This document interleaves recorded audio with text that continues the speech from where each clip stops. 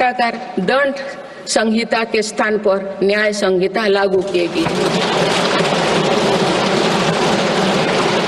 जन विश्वास और जन भागीदारी के साथ मेरी सरकार जनता का जीवन सुगम बनाने पर कार्य कर रही है।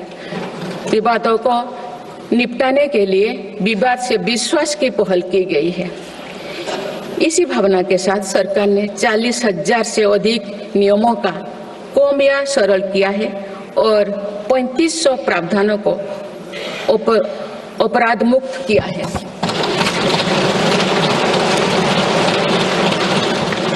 मेरी सरकार ने देश के अत्यंत पिछड़े इलाकों में आकांक्षी जिला कार्यक्रम प्रारंभ कर सुशासन का एक अनूठा प्रयोग किया है। इस कार्यक्रम से इन जिलों में स्वास्थ्य, पोषण, कृषि, सामाजिक विकास और शिक्षा जैसे विभिन्न मापदंडों में उल्लेखनीय प्रगति हुई है। यूएनडीपी की एक रिपोर्ट में इस पहल की बहुत सराहना की गई है। इस सफलता से प्रेरित होकर आप देश के 500 आकांक्षा ब्लॉक में भी समग्र विकास हेतु अभियान प्रारंभ किया गया है। सुशासन पर ध्यान केंद्रित करते हुए आई गोट कर्मयोगी डिजिटल प्लेटफॉर्म बनाया गया है, जिससे सरकारी कर्मियों को अपनी दक्षता बढ़ाकर कर्मयोगी बनाने का प्रोत्साहन मिल रहा है। इस प्लेटफॉर्म पर 1700 पाठ्यक्रमों उपलब्ध है और अब तो 2 करोड़ से अधिक प्रशिक्षण पूर्ण किए गए। माननीय सदस्यगण, इस वर्ष देश सरदार वल्लभ भाई पटेल की 150वीं जयंती मना रहे हैं। उनकी प्रेरणा से मेरी सरकार राष्ट्र प्रथम की भावना को लेकर आगे बढ़ रही है। देश की सीमाओं की रक्षा और आंतरिक सुरक्षा सुनिश्चित करने के लिए सरकार ने ऐतिहासिक कार्य किए हैं। विशेषकर रक्षा क्षेत्र में आत्मनिर्भरता में हमें बहुत उत्साहजनक परिणाम मिले हैं। हम मेक इन इंडिया से मेक फॉर द वर्ल्ड की ओर बढ़े हैं। इससे देश में रोजगार के नए अवसर भी बन रहे हैं। कुछ दिन पहले एक ऐतिहासिक पल में देश में बने 2 युद्धपोतों और 1 पनडुब्बी को भारतीय नौसेना में कमीशन किया गया है। देश में डिफेंस इंडस्ट्रियल कॉरिडोर की स्थापना और डिफेंस स्टार्टअप्स को प्रोत्साहन देकर हम आत्मनिर्भरता का और स्वरोजगार को मजबूती दे रहे हैं। सीमाओं की रक्षा के साथ साथ देश के सीमावर्ती क्षेत्र का विकास भी हमारी रणनीति का अहम हिस्सा है। सीमा क्षेत्र की सड़कें और अटल टनल, सेला टनल, सोनमर्ग टनल जैसे आधुनिक इंफ्रास्ट्रक्चर से रक्षा और पर्यटन का बढ़ावा मिला है। सीमा पर स्थित देश के प्रथम गांव में वाइब्रेंट विलेज कार्यक्रम प्रारंभ किया गया है। वामपंथी उग्रवाद को समाप्त करने के लिए के अंतिम चरण की भी शुरुआत हो चुकी है। सरकार के प्रयासों से वामपंथी उग्रवाद प्रभावित जिलों की संख्या 126 से घटकर अब 38 तक आ गई है। माननीय सदस्यगण, वैश्विक अस्थिरता के वातावरण में भारत आर्थिक, सामाजिक और राजनैतिक स्थिरता का स्तंभ बनकर विश्व के सामने आदर्श प्रस्तुत कर रहा है। चाहे G7 समिट हो या क्वाड, ब्रिक्स, एससीओ हो या G20, भारत के सामर्थ्य, नीति और नियत पर पूरे विश्व ने भरोसा जताया है।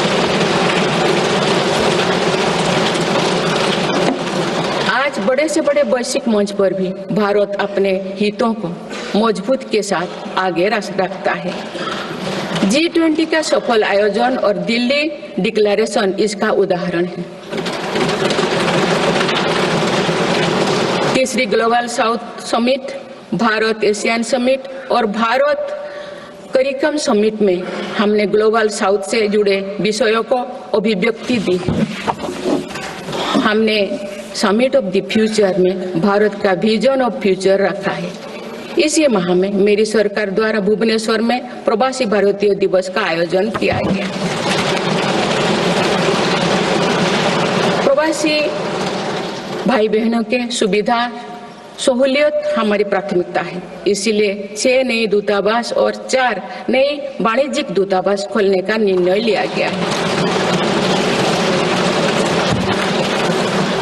विश्व बंधु की छवि मजबूत करते हुए विश्व में कोई आपदाग्रस्त इलाकों में भारत ने तुरंत सहायता भरा हाथ बढ़ाया। भारत के नए देशों के साथ अपना डिजिटल पब्लिक इंफ्रास्ट्रक्चर साझा किया है और जन औषधि केंद्रों स्थापित कर दिए।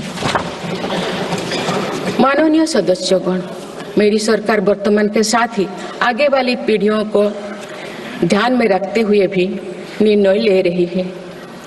हम देश को ग्रीन फ्यूचर, ग्रीन जॉब्स की तरफ ले जा रहे हैं।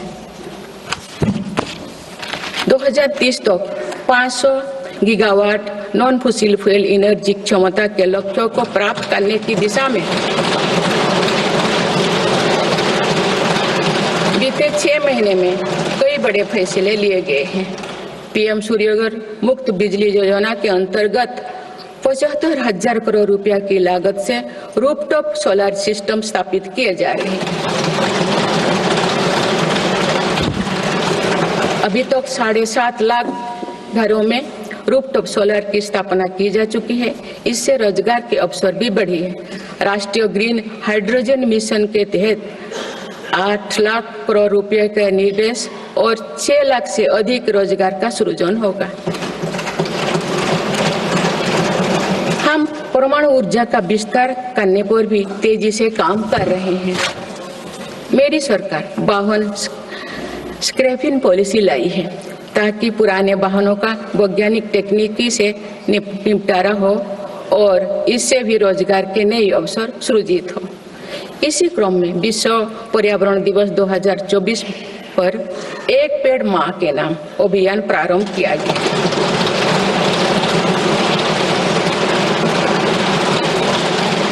इस पहल में करोड़ों देशवासियों ने बढ़ चढ़कर हिस्सा लिया है। इस अभियान की पूरी विश्व में सराहना की गई है। माननीय सदस्यगण, हमारे भारत 140 करोड़ आबादी वाला देश है। हमारे यहाँ भिन्न भिन्न राज्य, भिन्न भिन्न क्षेत्र, भिन्न भिन्न भाषाएं हैं, परंतु एक राष्ट्र के रूप में हमारी एक ही पहचान है, वो है भारत।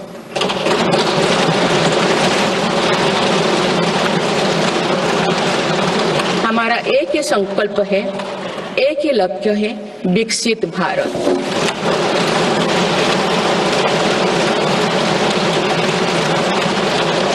आने वाले वर्षों में देश को विकसित राष्ट्र बनाने के लिए हम सभी दृढ़ संकल्पित ले।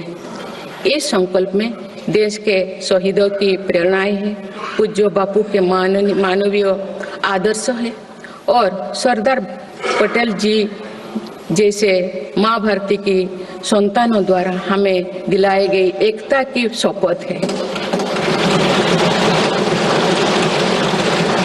हमें इन प्रेरणाओं को आगे रखते हुए एकता के इस सामर्थ्य से विकसित भारत के संकल्पों को पूर्ण करना है।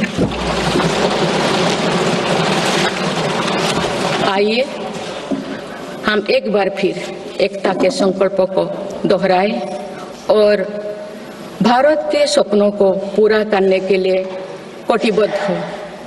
जब हम साथ मिलकर बढ़ेंगे तो हमारी भावी पीढ़ियां 2047 में अवश्य विकसित, सशक्त, समर्थ और समृद्ध भारत देखेंगे।